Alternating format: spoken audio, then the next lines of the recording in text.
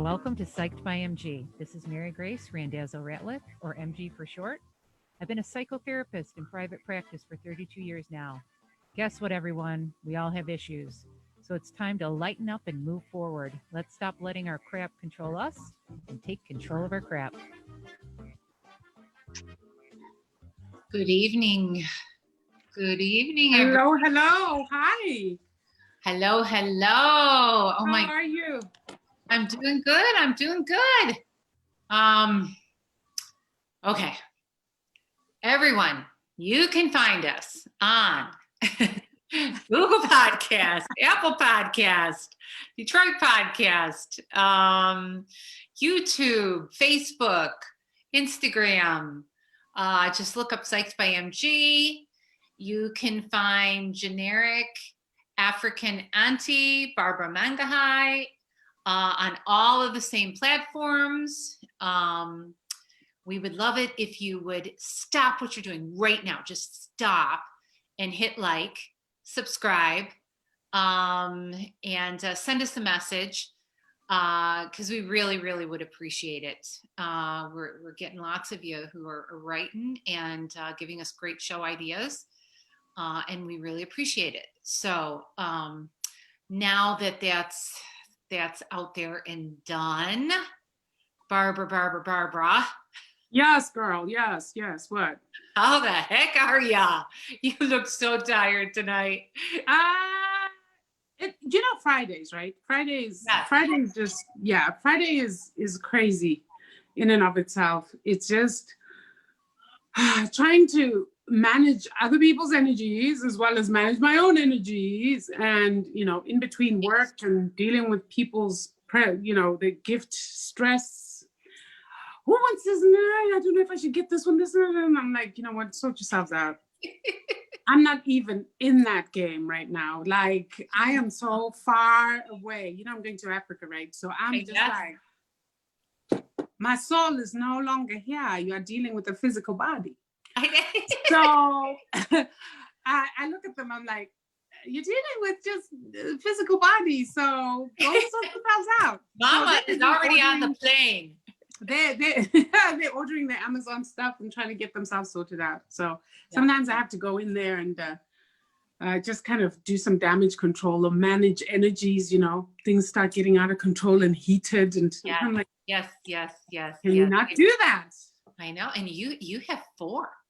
Yes, that's why they're doing their own stuff. I'm done with that. I know. Do you know, I have memories of trying to do Christmas gifts when they were little. Oh, I know. If I tell you the amount of plastic I accumulated over the years, when I say plastic, I mean those dolls. And it's plastic, right? It's just plastic molded into. Do you remember fighting the packaging? Do you remember fighting the stupid packages to get that crap out? It's like, oh my God, they don't even, car seats are not that secure. I'm not kidding. Right.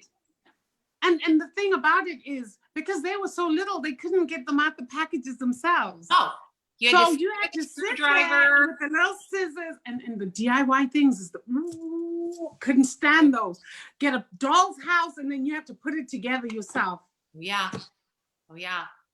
I'm not an architect. I'm not an engineer. I hate math. So you can imagine the kind of stuff I came up with once they gave that. In the end, it was like, Cyril, you take care of it. Yeah, honestly, Dad would sit with his scissors, his screwdriver, and he had something else. I can't remember what it was. And we would just hand it to him. Yeah. All he did was just take. With me, of course, it was always like, I can do it. Until I remember building a doll's house once. And one of my twins going, I said, what's the matter, honey? She says, it doesn't look like the picture. Oh, God. Oh, it's so cute. I had totally boxed the thing. It looked like an African hut in a village somewhere. This is not Barbie's house. This is not Barbie's house. I'm like, no, it's not. It's Chipo's house in my village, okay? Sorry. So no, they excused me from that task. So Amelia had a birthday one year and she wanted a makeup vanity so bad. And Oh, those pink makeup vanity things. I think I remember was- what they look like. Oh gosh. this was a little bit older. It was from Target, so it was still small, but it was wooden and it had the mirror and the stool. And I said, now look, we've got to wrap this for her. We're going to put it in a room, but we really need to wrap it. He goes, no, I don't think she'll want it wrapped. Just put a big bow on it. I said, I'm the one that usually handles this. I don't think this is going to go over well. Sure enough, she woke up and she saw it and she burst into tears. And my husband's like, why are you crying? Why didn't you wrap my present? I have nothing to open now. Always defer to mama because the fun is in We're the the one that tearing of the wrapping. I'm telling you. It's so funny. He's like, oh, and he felt so, he's like, oh my God. He's like, he said to her, do you want us to wrap it now? She goes, no, it's Surprise. Yeah. Been there, done that. Yeah. Fun times. Well, tonight we're going to talk more, and we've done a podcast that hits this, the last one we did a little bit, but we're going to get into intergenerational patterns of coping that we were talking about last time. And I thought we should go more into it because of what I'm seeing with clients right now and what, gifts trigger, holidays trigger. And people are repeating these coping patterns when they're stressed, and they don't. In fact, I had a session, we really went into it. And I said, do you see the intergenerational pattern here? You're doing what your father did, and your father, that is doing what his father did, and now you're struggling as your son is doing the same thing.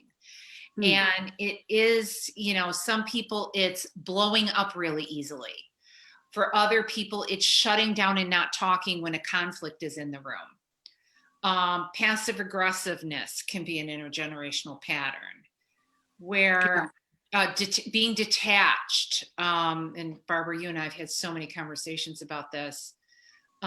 Where, there's an obvious problem, but you become like wallpaper and you don't deal with it. You pretend you're not there. You become invisible.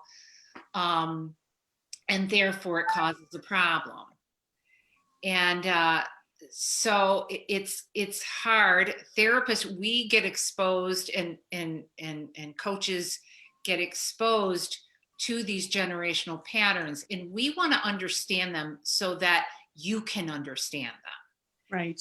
And so an intergenerational pattern is a style of coping with something that your father did, that your grandfather did.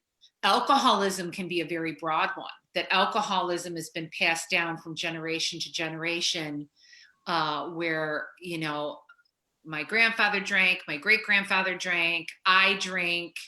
And so some of them are positive, some of them work, and others cause serious problems. And the more generations it passes through, it's so subconscious, some of these, that people don't even realize or think about it. Yeah, it becomes insidious. Yeah. Yes. And some people say, well, why are we talking about this? And I said, my grandfather used to have this saying, if you forget the past, you're bound to repeat it. And so you really have to take a look back. You don't take a look back in therapy to beat somebody up. You take a look back because you want to understand the patterns and the things that don't work. Or maybe they worked back in the Depression era, but they don't work today because there's no war or there's no struggle. Right. It's a tough one. I work with families. I have a whole family therapy background, and I watch these patterns go on to kids. I have many cases where the mom will say to me, my son doesn't talk. My son doesn't talk. He's like his father. He's so disconnected.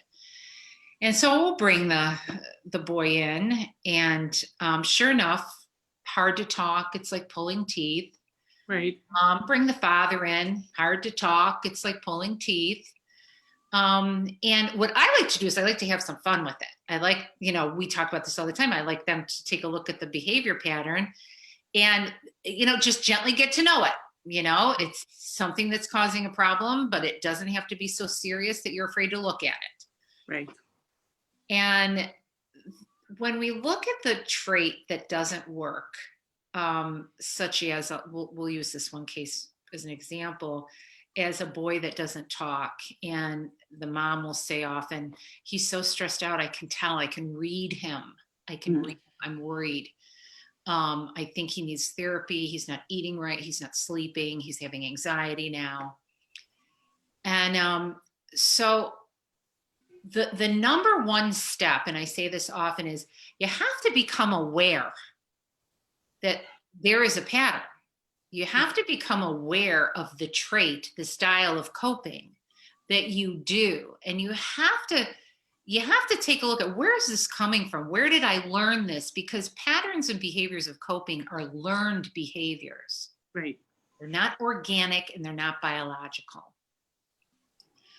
And especially now with the pressure on our young people, the amount of stress, the amount of hard, painful things that these kids are exposed to, these young people with these old patterns, it's getting serious for them. I've never seen so many anxiety disorders amongst high school students than I have in the last 5 years than I have from 30 years ago when I practiced. So the number one thing is you have to be aware that they're there. Number two, you can't be afraid to look at them. Can I ask a question, Mary Grace? Yeah.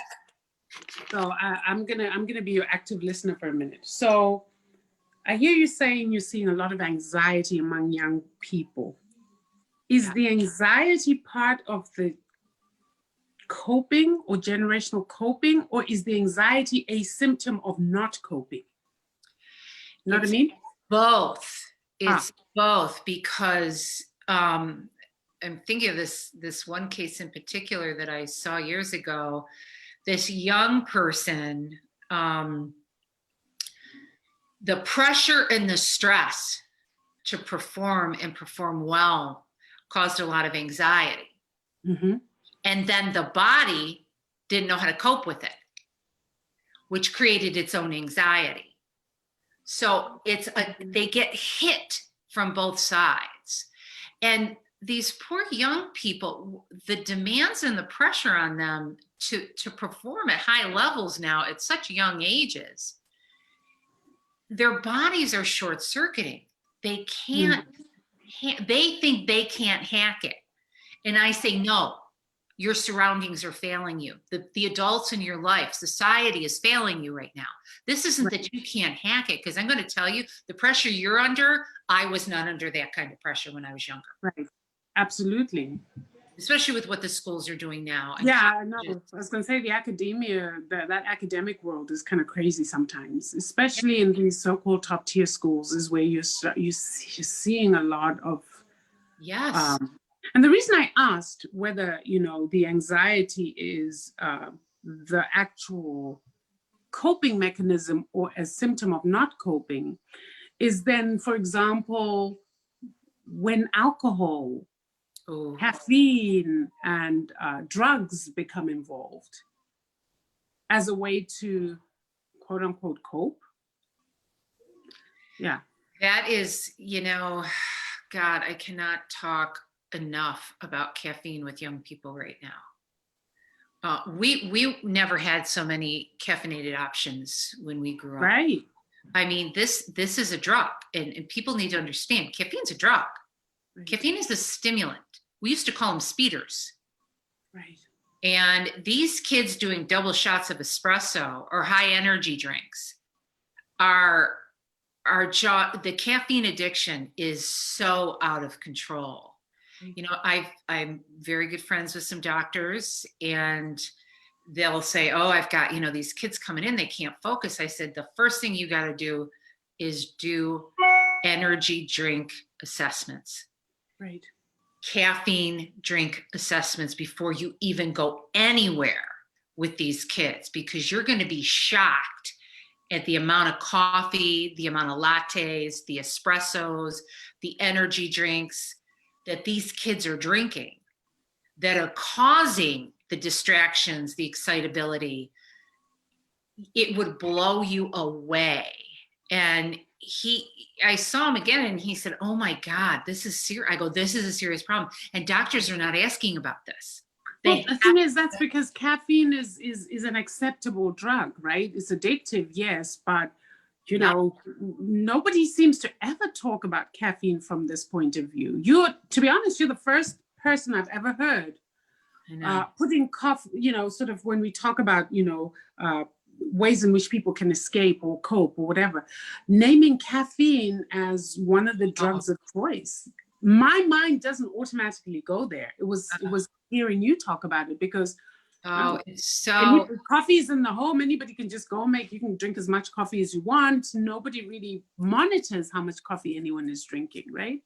And yet, they're injecting foods with caffeine. I mean, we're going to see heart disease do a turn with these kids from the last, I'd say, almost 10 years. I would love a study done where they follow young people doing this kind of caffeine over a long-term study and let it be from a cardiology standpoint. I wish your husband was in on this one, because I am worried about how much they're wearing out their hearts. Right. I sat in with my stylist, and he was doing energy drinks. He said, oh my God, I'm having such a hard time sleeping. And gee, I woke up this morning and my muscles were hurting. And I said, oh, you do energy drinks? He goes, oh my God, how do you know that? And I said, well, you have an addiction problem now. When your muscles go through those spasms, you're having a detox. And withdrawal, right. It's saying to your brain, get caffeine in my body. Get me more, right.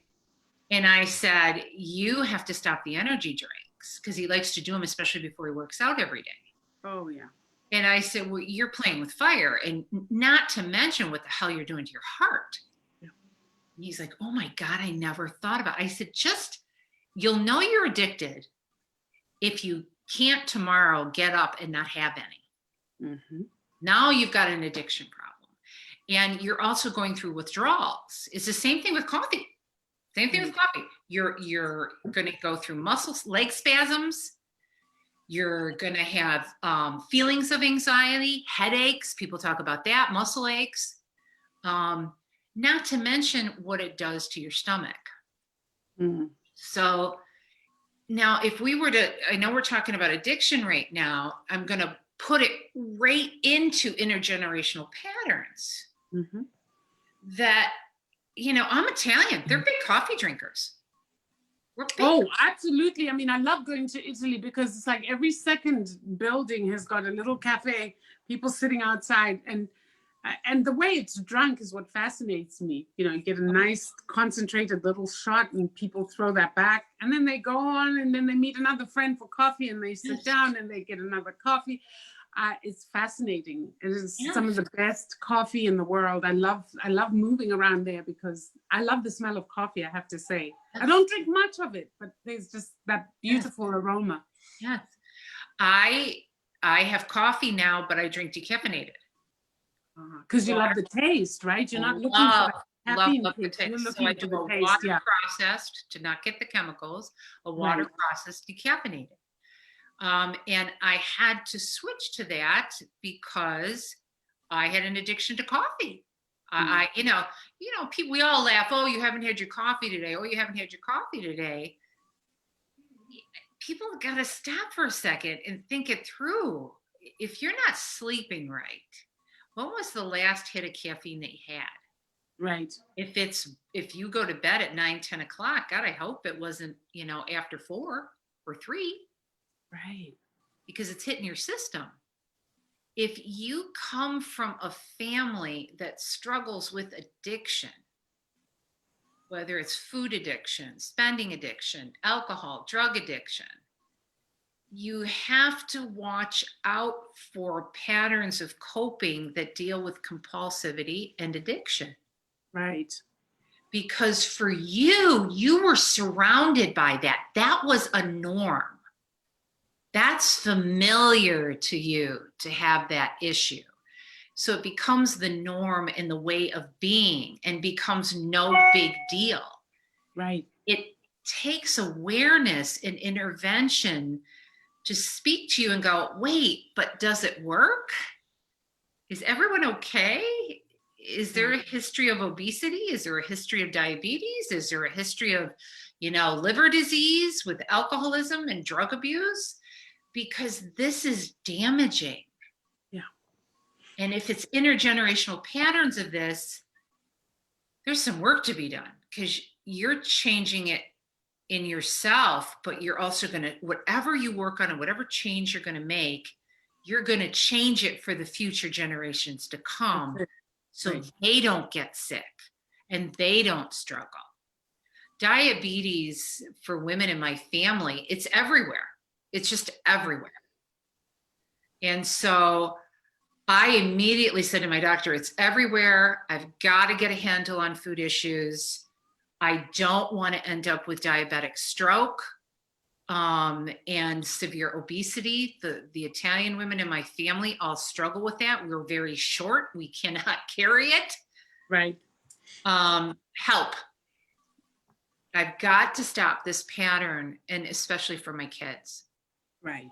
Don't want them struggling with it. Yeah. And so I worked real hard I'm still working on it. I haven't mastered it all yet. Yeah. But it's always a work in progress because, it's funny you talk about, intergenerational patterns of coping or intergenerational trauma, or what some people might call intergenerational curses. For many people who have something like that going on, it's a lifetime work. Yes. Because a lot of it, if we look, for example, at things like addiction or even certain, diseases, if you like, it's genetic or even epigenetic. And so you're fighting against your genes. You're fighting against your very scaffolding. That's a lifelong work. Yes. If obesity and a propensity to put on weight runs in the family and type 2 diabetes concurrently runs in the family, then you know that even if you may not have it, you know that you have to work against your genetics in order to stay without it, in order not to have it.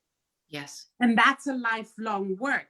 Yes. Because it's not as if you can say, well, I worked out this, that, and the next thing, and diabetes went. Nah, it sits in your DNA, dude. If you do the wrong thing, it's going to manifest, right? If you're not eating right, then the thing will manifest. So it's almost like a conscious way of living that is a lifetime process as long as you're in this human body here. Yes. That is your work. Yes. And a lot of us have work like that, Yes. And, it's also something as serious as repeat patterns of child sexual abuse. Yes. And rape. Yes. That people don't, children are hurt by family members and families cover it up and they don't talk about it. And that's because the rule in their family for generations is we don't talk about it or look at it and we pretend it's not there. Right. And so it repeats again. Yeah. I cannot tell you, I can't even count how many situations where I've seen this, child sexual abuse, which can evolve into post-traumatic stress. And I'm going to talk about that even with grandparents and great grandparents that went to war. Mm-hmm. But when you come from a system that covers everything up and doesn't talk about real problems and issues, it's a dysfunctional system. Yeah. And because it's a dysfunctional system, it will have very serious symptoms and traumas. Right. When being vulnerable becomes an illness in a family, when being emotional becomes a weakness, that's not a healthy system. No. And when you learn to be like that, I look at my grandparents were, dealing with the Great Depression and, fear, chronic fear around not having enough and not having food. And so I remember my grandmother used to save every grocery bag, used to save, people who are Italian are laughing right now because, oh, my mother saved all the grocery bags and all the twist ties. Because you just never know when something's going to hit. And they would talk, something's going to hit. You better be prepared. Right. And it's a post-trauma thing. Well, they don't realize that what you're doing is you're creating an energy and a way of being that's always afraid of a shoe drop. Yep. And you're passing that on to your kids. Sometimes I will see somebody who has post-traumatic stress, and I'm trying to understand, what was the trauma? What was the trauma? And it doesn't feel like somebody has had a trauma. And I remember this one case, and finally I said, has your dad been in the military? Oh, yeah. My dad was a Marine. Ooh, was your dad in active duty? Yes. My dad served during the Vietnam War. He saw a lot of death. Now I got to understand, how paranoid was dad? How much PTSD did dad have? And then I uncovered the trauma. The story for this poor guy is the father emanated so much of his trauma with no therapeutic intervention, no help, that the entire family lived with the terror and the anxiety that emanated from the dad. Yeah. Yeah, it's tragic.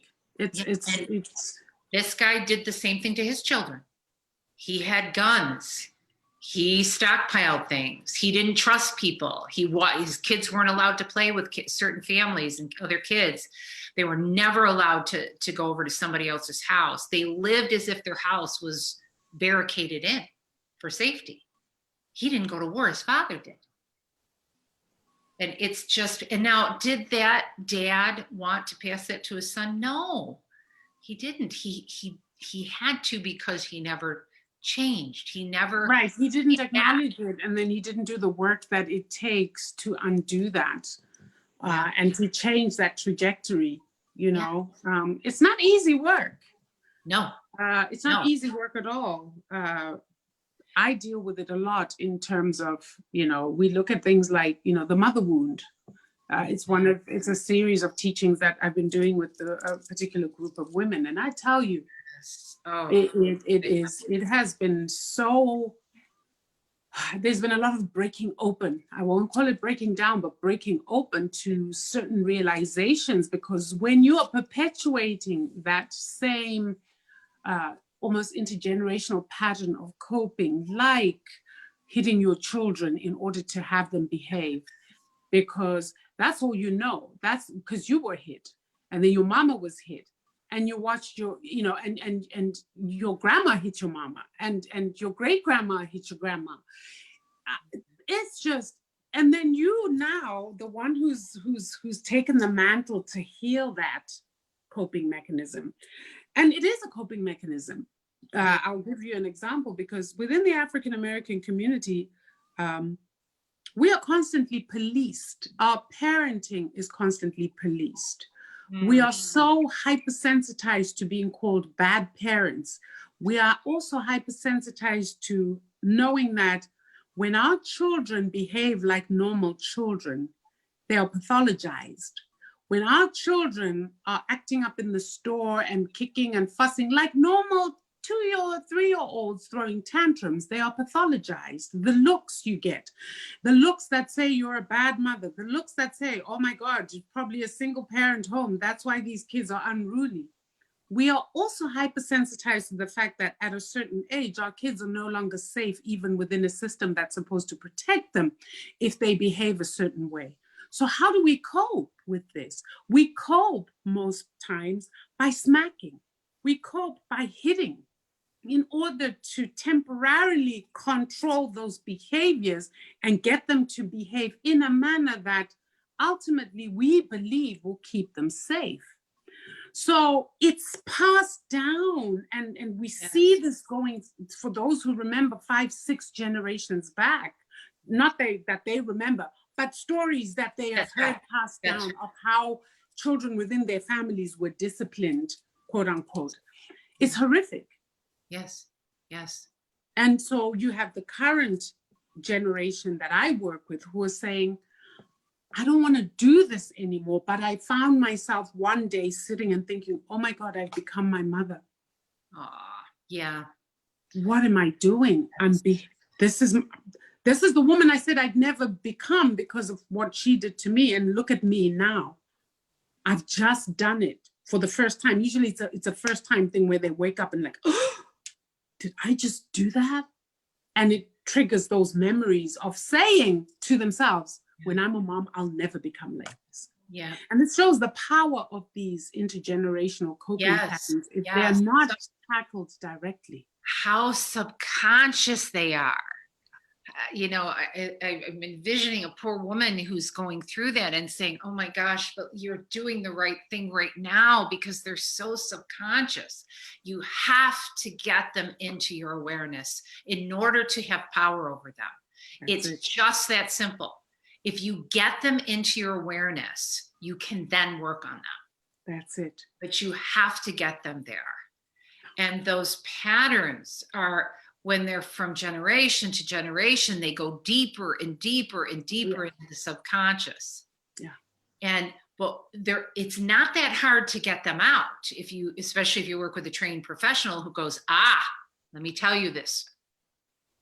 So it is for women, that mother wound is so huge. And for women who face motherhood, who come from patterns of being hit, abused, also from,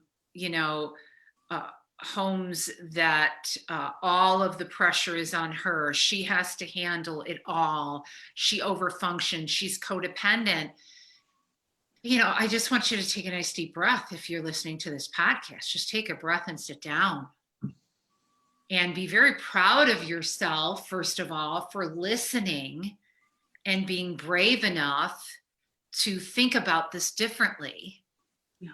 Because you are now in the moment of empowering yourself to make a change. Right. And I can say this to men who dare to listen. It's the same for you with whatever, detachment or medication you use or whatever it is. Look at it. Don't be afraid to look at it. And you're going to see, intergenerational patterns in the therapy world are huge. We have papers and books written about PTSD, like I talked about earlier, being passed down from generation to generation to generation. Through in utero, basically. Yeah. Yeah. And a father who might have been in World War II or World War I, who came home with his shell shock back then, it's PTSD, who hit his kids. As soon as he got scared about something, he took control and he hit. Right. And then that child grows up and is hitting their kid, and that kid is hitting their kid. Or the mother wound, where that's what she witnessed and experienced. And then a person who is sensitive and doing that act then feels like crap, beats themselves up, and gets into a shame spiral, a self-abusive spiral, which makes them more impulsive, more apt to hit or act out, or overlook trauma in the house, a sexual abuse situation, because you're so darn overwhelmed. So, we say all the time, don't let your crap control you. Take control of your crap. This is a classic example. Right. Don't be afraid to look. It's the not looking that's going to keep you beating the shit out of yourself. Yep. You got to look at it. And so for those, we were talking about the women in your group, for those that are looking, my God, be proud of yourself. It's going to take work to change it, but you got to realize you're changing generations of crap.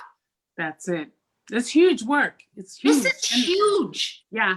And by the time you're getting to do that work, you bear the heaviness of the past. You feel it. You feel it. And like you say, because with each generation becomes more and more subliminal, more and more subconscious, you got a lot more digging to do. Yes. Than say your mother might have done and your grandmother and wherever this thing started, they would have had an easier time getting rid of it than you now do.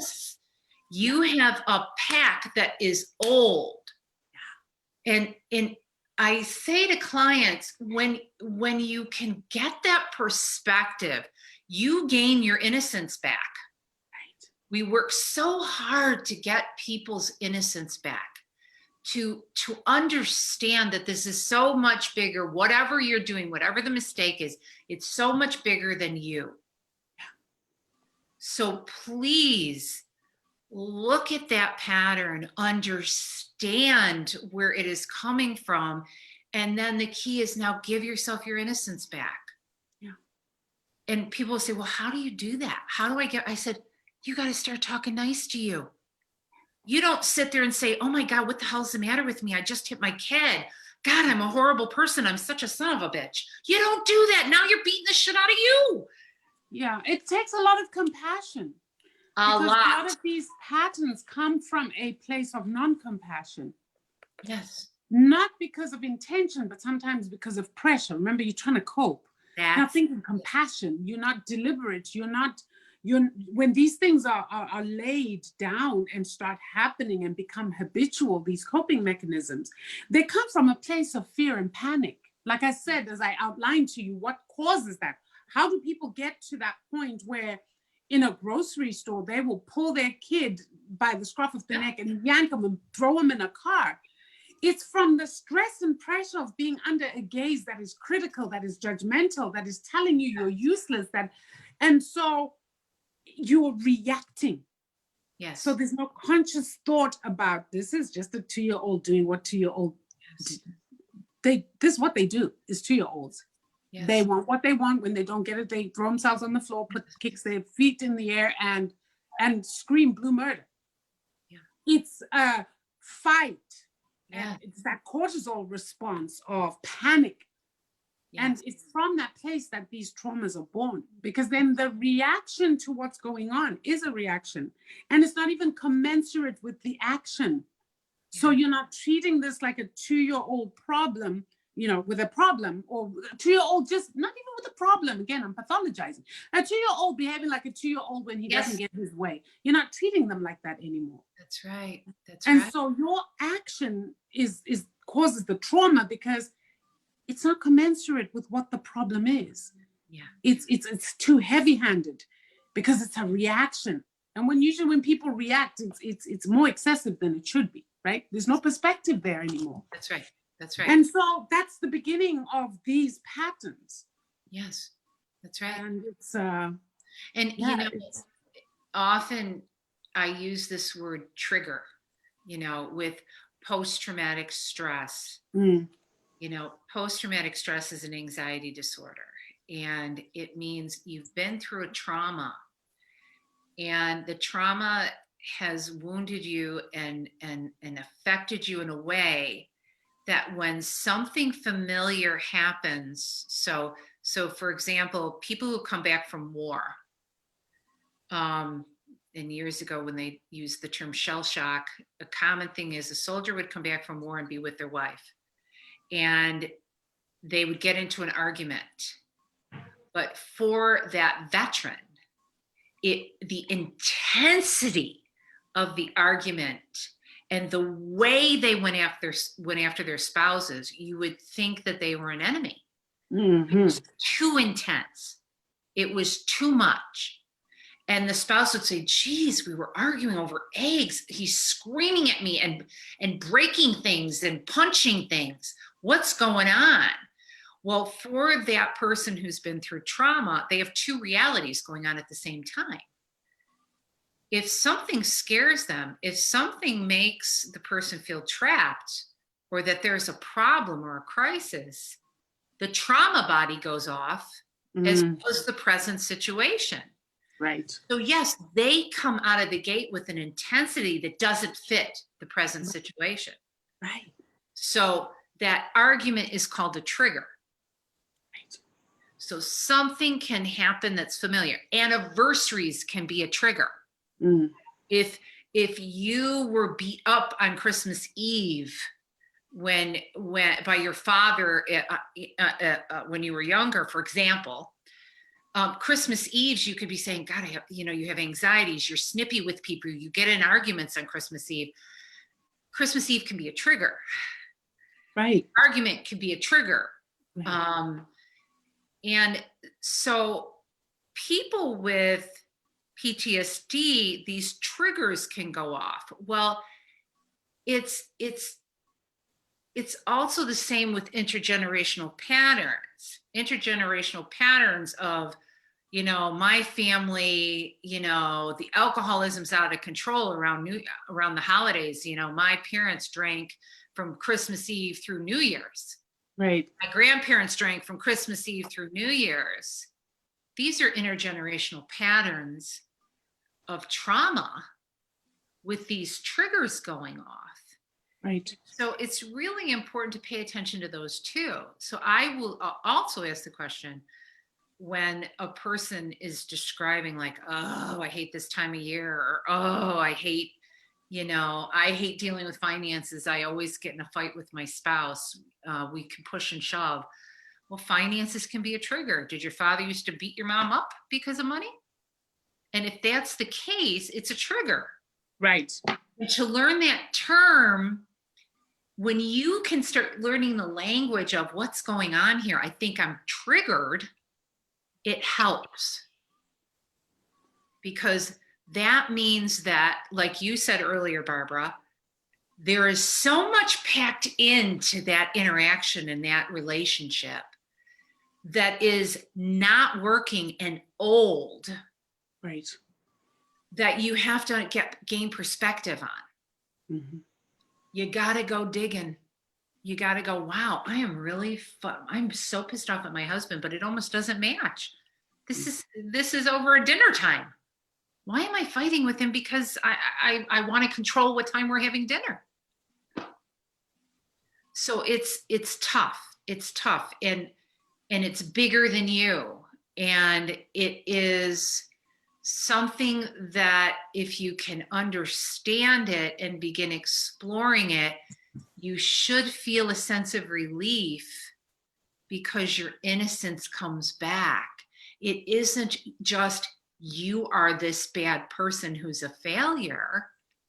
It's, wow, you've been surrounded by a lot of trauma or pain or I lost the word, but just dysfunction. Yeah. It's tough. And hopefully in thinking about it that way, you won't be afraid to go after it. You need the awareness. You need it. It's essential. And I think the awareness, we know how we always talk about this, Mary Grace, that you can't change what you don't acknowledge. Right. And so in the awareness of certain things, your spirit knows, when you've done something or are doing something and it doesn't sit right, it. Because those actions are usually followed up immediately by guilt. Yep. So that something went wrong somewhere. The key is, are you willing to look at it, like you say? Are you willing to acknowledge that there's a problem? You may not even know what it is at that time, but you know that something happened here and I've done this before and I keep doing it. Why do I keep doing it? It bothers you. Look deeper. That's your first thing. You acknowledging that there is a problem that you need to look at. And sometimes it's hard to see it for yourself. It's hard to see the wood for the trees sometimes. Yes. It takes an external person. It takes a therapist. It takes a mentor. It takes a friend Yes. It takes somebody who you trust with your heart, because a lot of the times people get very defensive when they have to look at their crap. Yeah. And so They do. you want, yes, girl. So you want to look at it in the context of a safe space where you feel either unconditionally loved, or where you feel that somebody's profession will protect you from any kind of retaliation or judgment, and so on and so forth. Yes. So it's really important to seek the help, because you're not going to break these on your own. I can tell you from years of trying to do this work with people, first and foremost, years of trying to do it by myself. Yeah. And knowing that I'm not getting anywhere, because sometimes it takes that outside person to crack the shell, because you're in that shell and you can't break your own shell. You really can't. You know something's not right. It's going to take someone from the outside to come and, kind of activate the unraveling and so on. Does that make sense? Yes, absolutely. That's it. And I will hear people say, okay, I'm going to work on awareness.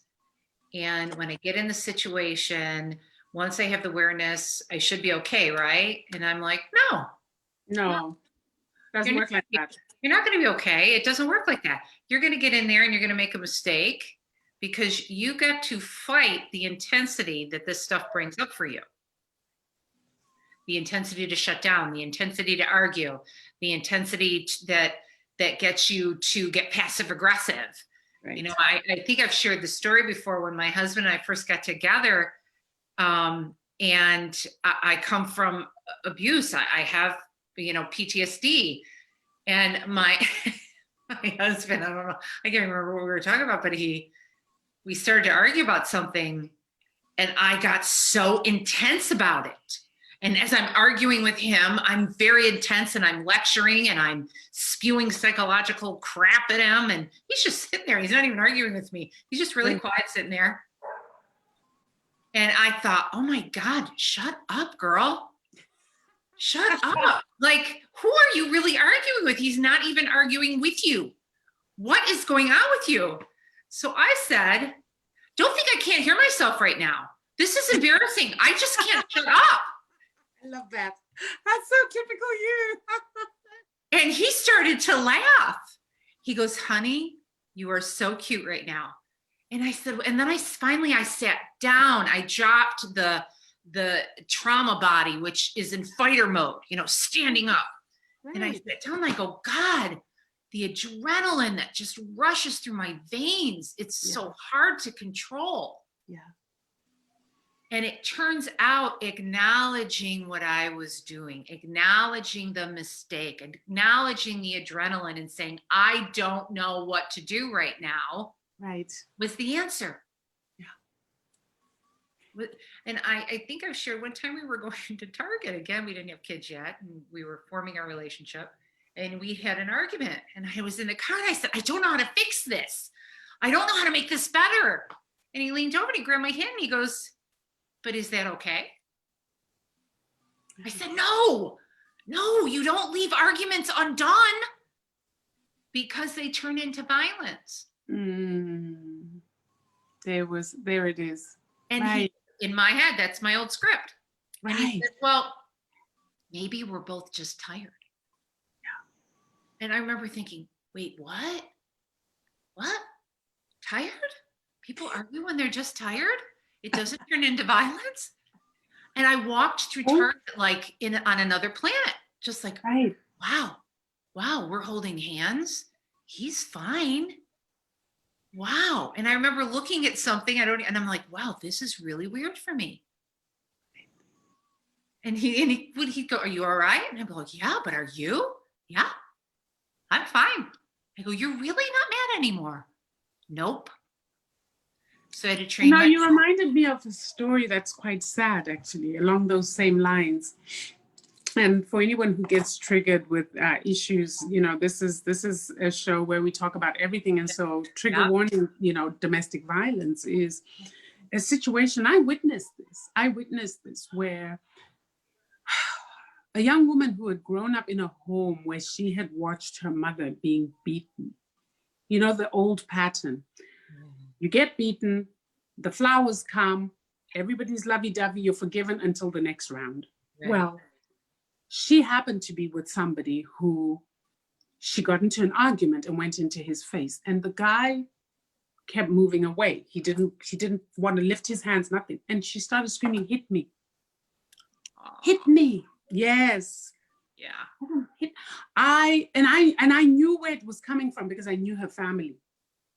And I knew what she had grown up in her own mind, in this own, the fact that he would not do that was for her like, what is wrong with you? This is how we do relationships, right? You hit me so that, and then you say sorry, and then you bring me the flowers. She literally was provoking him to put his hands on her. Yeah. Because that's all she'd seen from being a little girl growing up. Yep. That Yep. they will argue. The follow-up to the argument is the pummeling. Then he will drive off and then bring flowers. It's almost like there was a script that it's like, you're not following the script, dude. Come on now. Yeah. And Yeah. it's so sad, but this is how powerful these narratives and these intergenerational patterns are. It's the record player that gets stuck. Yeah. And if you don't put pressure on that record player arm, it won't go to the next song. Right. It just repeats and repeats and repeats. And that poor woman was in that moment stuck. Did she want to get hit? No. It is, you know, Mary Grace, when you are somebody who does not come from that kind of background, and like I said, these were our neighbors growing up, and I couldn't even abide going to their home after the first couple. I didn't witness the parents do it, but she would describe it. And so when I saw her as an adult now enact this in her own relationships, it sent chills down my spine. Yeah. Yeah. Because my thing was, now imagine if she was with somebody also prone to violence.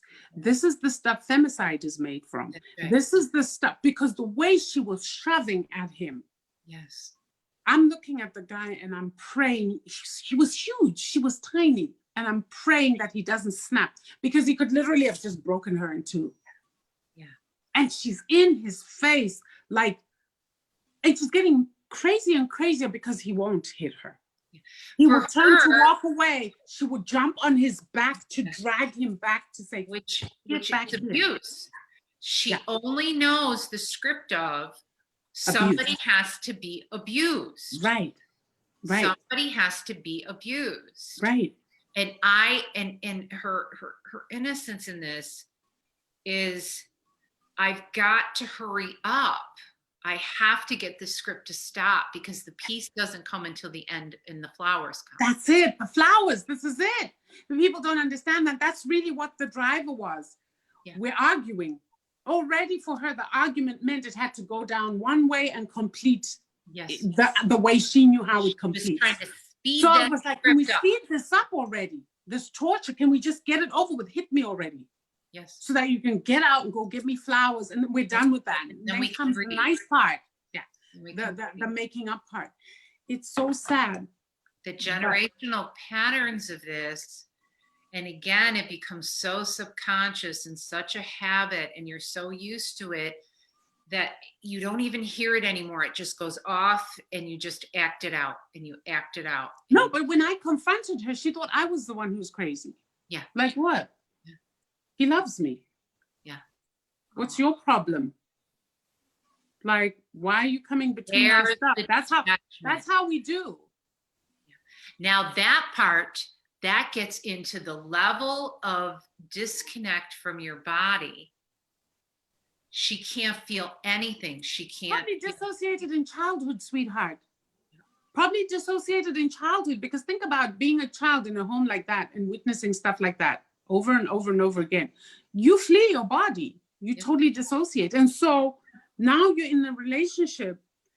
They eventually broke up because he couldn't take it. Yeah, yeah. He said, I was sick. I couldn't take it. And she would start arguments with him. That's the thing. She was abusive. She was abusive. And I know in situations like this, we hesitate with women who get. Oh no, we have to call it what it is. Yes, we have to call it. But the thing is, he had the sense to know. That's right. That given his size and given her size, if he'd done anything to her, nobody was ever going to believe. No. That she's the one who was starting. And you know, we don't use that languaging even in activism circles. Like this idea that somebody hit someone and then people say, like, what did you do? We're not allowed to use language like that because that's victim blaming. But the truth of the matter is, if somebody had witnessed what I had seen, and then somebody had asked me, like, how did this start? The truth is, she pushed and pushed and pushed. That's why the guy, in the end, he exited, because he knew that it was only going to lead one way. One day he would snap. Yeah. And then it'd be over. Yeah. And he would never have a leg to stand on in any court of law or even in a court of public opinion. I know. He had hit a woman. But all this to say, these patterns are dangerous. They are toxic. That's it. And my friend never got help because, as far as there's nothing, there was something wrong with him. He wasn't man enough. Oh boy, that kid. You know, that's a great Yes. show. I mean, that's a, you know, that's a show that we're going to do in the future, to talk about that. You know, Yeah. the whole he's not man enough, and Yeah. and it's, you know, that would be great. We have just no wait. Do we? What time is it? 7:28. Oh, we only have 2 minutes. Holy Yep. cow, this one went. Yeah, quick. we got sucked in right there. Right there. But yeah, the point, and I hope everyone is hearing it, that when you look at your issues that have you stuck, these changes that don't give, they can be bigger than you. They can be so old, they go back generations. They can move. But the key, you have to look awareness, and you will see your innocence in the situation. And then know that when you go to change it, you have to talk about it out loud. You got to take ownership of the pattern. You have to take ownership of the problem. You got to get help with this one, MJ. I would say once you have the awareness of it, get help. Get help.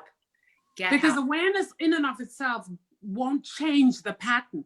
No. We don't have that kind of power over that. That stuff is so powerful. You're going to need somebody who can disengage you from it, who can show you, and who can help you rewrite a new script. Because yes. And walk you through the grief. Yeah. Because you're going to look back and you're going to see the wounded. Yes. And you love those wounded, and you had a relationship with those generations. And so the awareness, get help. You're going to grieve. It's not going to take you under, you know, like we've said 100 times, you know, you'll cry and go to sleep. I mean, it's not anything serious. And then the third thing is just take ownership when you don't know what you're doing. That's it. I'm sorry, I see it right now. I can't really control it very well. Don't take it personally. Tell your people to not take it personally, that you are in a struggle of learning and growth, because then that takes pressure off of the person who might be getting yelled at. Yeah. But then you also have to show and be proactive and show that you are getting the help. That's why I said awareness is not enough. I've seen a lot of people who stay stuck in awareness, and that becomes their crutch. And the apology, the I'm sorry, comes all too easy. Yes. With no what I would call with no amends. Yes, that's right. So yes. if you're going to say sorry 1 billion times, but you're not doing anything to fix the problem, it ceases to make sense. That's right. That's right. You know? Yep. This is some heavy lifting, guys. I hope yeah. You know, sometimes you got to go there with this stuff, right? Yep. We're all trying to get better. We're all trying to be better humans. Yep. Yeah, and we all have stuff we need to work with. Yeah. Yep. You got it. Well put, Barbara. And on that note, you know, we of course wish everyone well, and to know that they're connected with us, that we care about you. and give us your thoughts on the show. Things get created, from your thoughts, and we will definitely appreciate it. Please hit like and subscribe on Apple Podcasts, Podcast Detroit, Google Podcast, Facebook here. We would greatly appreciate it. And we hope you have a great evening, and take good care of yourselves. Wonderful. Have a great weekend, guys. Take good care. Bye. Bye.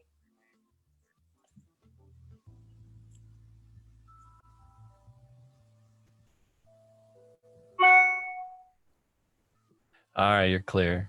Yeah. Okay. Yay. Wow. Yay. I thought that was going to drag, and man, we turned a corner and it went, phew. No, spirit moved in real quick. Oh my Real God. quick. Yeah. Yeah. Anyway.